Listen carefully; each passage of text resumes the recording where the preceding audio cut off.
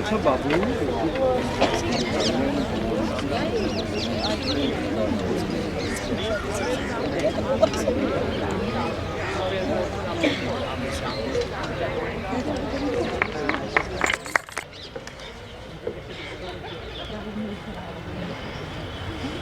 Good evening.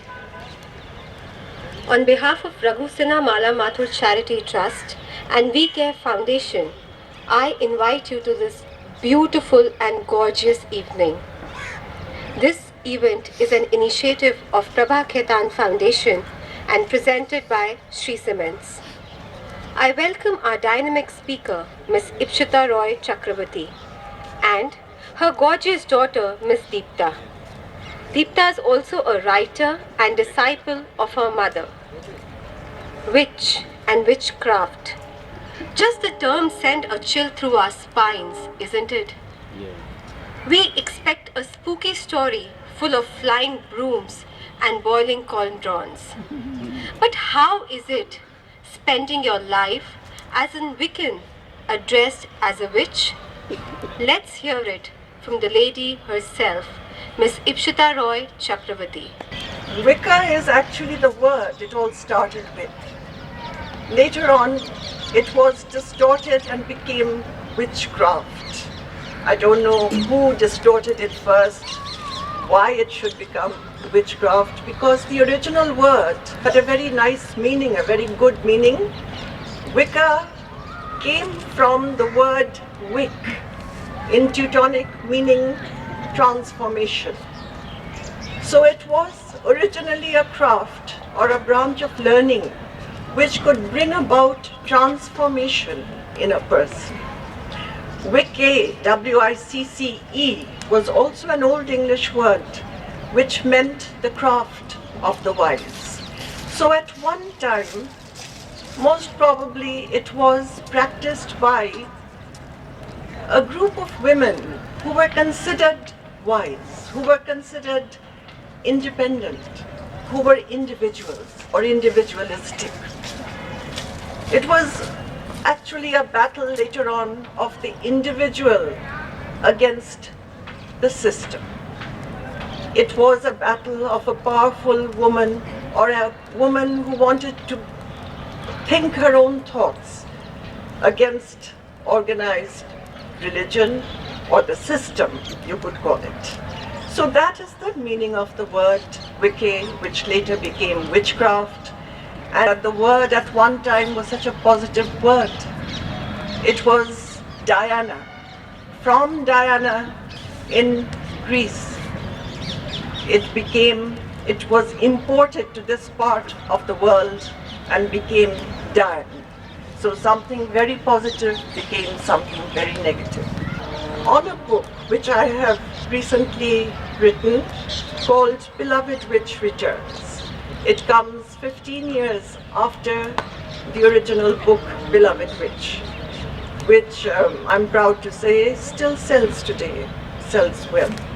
Beloved Witch Returns is a sequel, and yet it has other knowledge, it has other experiences of what has happened in the past 15 years and more.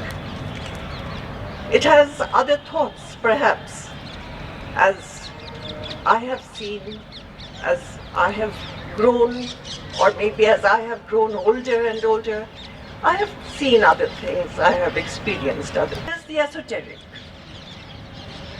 Mysteries which, till today, even now, often bewilder us. Why should I say even today? I think they have often always bewildered us. Life and death. Is there such a thing as death? What about the spirit world, which we talk about? Where do we go when we cross over? Can we contact those loved ones who have crossed over? Do we get messages from them? How do we contact those loved ones? Do we get signs? That is part of it. The other part, of course, is things which are talked about not only in the esoteric world but also in the psychological field today. Things like possession. What is real possession and what is perhaps a psychiatric or a psychological case? Can we tell the difference? Do we ever get possessed? Possession isn't such a big thing then after all. If there is a spirit world all around us, it could be that there are walk-in spirits who now and then use our bodies to fulfill their work.